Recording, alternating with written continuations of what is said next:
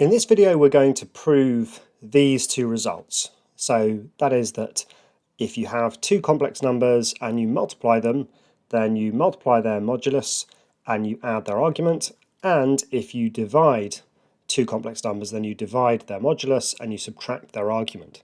Now I'm going to give you two proofs for each of these. The first one is the more standard proof and it's quite fiddly, and the second proof is much easier. So let's start with this one here, that when you multiply two complex numbers, you multiply their modulus and you add their argument. So let's just start with these two complex numbers and multiply them. So what we're going to have is that z1 times z2 is this whole complex number times this whole complex number. So we immediately get r1, r2. So the moduluses are done.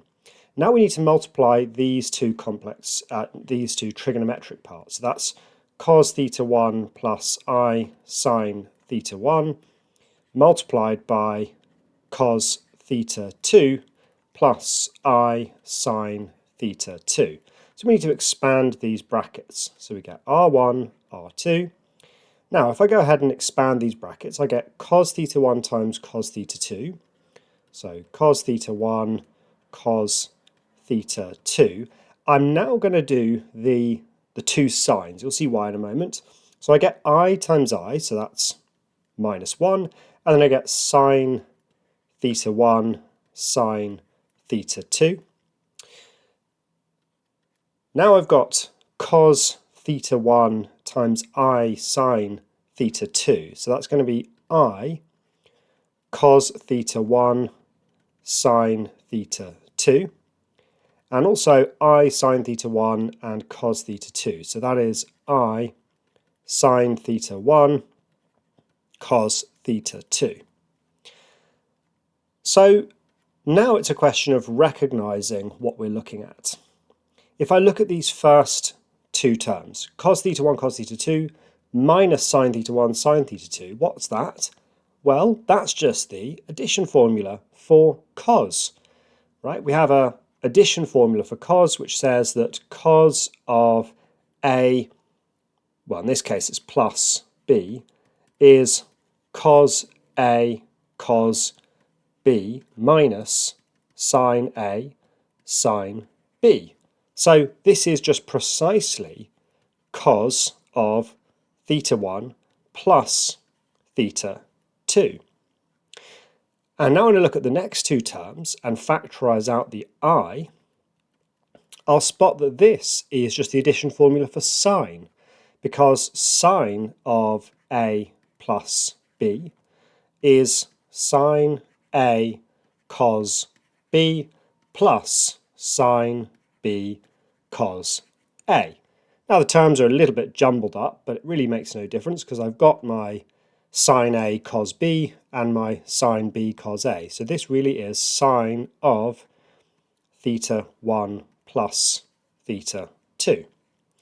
And we're done because I've shown that the moduluses multiply and the arguments add. So there it is, it's proved. Now let's look at division. So let's start in the same way. So z1 over z2. So we set up the whole division here. So that's r1 cos theta 1 plus I sine theta 1 divided by r2 times cos theta 2 plus I sine theta 2. First thing I'll do is just pull out those moduluses. So r1 over r2, and immediately I get the result that the moduluses divide.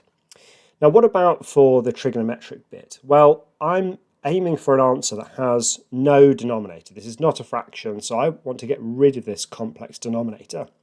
And our trick for that is by multiplying by the conjugate. So I'm going to multiply top and bottom by the complex conjugate of this denominator.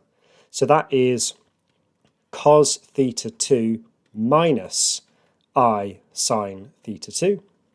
And I need to multiply the denominator by that as well. Cos theta 2 minus I sine theta 2. So what do we get when we multiply this out? Let's look at the numerator first. So I've got cos theta 1 times cos theta 2, cos theta 1, cos theta 2. And I'll do the signs next. So I've got I times negative I, so that is minus 1, so that's plus. And for the signs I get sine theta 1, sine theta 2.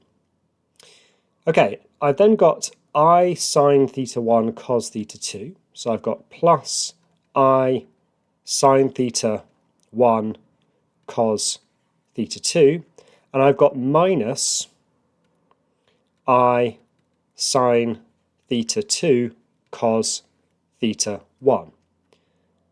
And for the denominator now, if we expand this, we know we're going to get a real number, because when you multiply a complex number by its conjugate, you always get a real number. But what is it?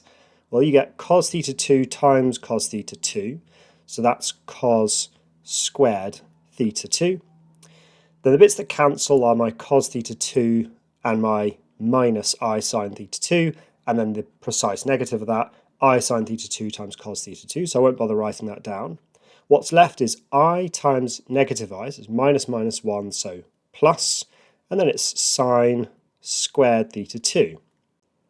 Right, so reviewing what we have, it's R1 over R2 times, well, let's have a look at this numerator. I've got cos theta 1 cos theta 2 plus sine theta 1 sine theta 2. Well, that is just the addition formula for cos of theta 1 minus theta 2. So we've got cos theta 1 minus theta 2. And then over here, if I factorise out the I, it's just the addition formula for sine of theta 1 minus theta 2. So sine of theta 1 minus theta 2.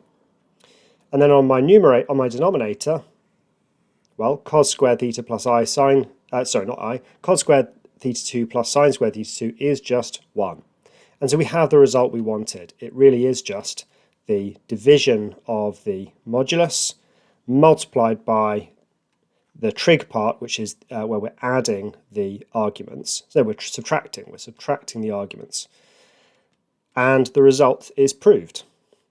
So there's the proof. It involves a fairly complex bit of trigonometry, but it's not too bad. Now for the easy version. So proof 2, very, very easy, and that is get out of this modulus argument form and write these numbers in exponential form. So instead of how I've got them there, I'm going to rewrite Z1 as R1 e to the I theta 1, and I'm going to write Z2 as R2 e to the I theta 2. Now if I multiply these two numbers, Z1 times Z2, well, clearly I've got R1 times R2, and then when we multiply exponentials, we simply add their powers. So that's just the addition law when you're multiplying indices. So we add these two powers, and that's just I times theta 1 plus theta 2. So that's precisely the result we want. We multiply the modulus and we add the argument. And so that is just a property that you add powers when you multiply exponentials. And similarly, if we do Z1 over Z2, it's the same thing. We get R1 e to the I theta 1 over R2 e to the I theta 2, and here we get R1 over R2 as required, and when you're dividing we just subtract the powers, so that's e to the I theta 1 minus theta 2. So we get these results super quickly by just getting our complex numbers into exponential form. So there we've got it, proofs of these two results. When we multiply two complex numbers, we multiply the modulus and add the argument. When we divide two complex numbers, we divide the modulus and we subtract the argument.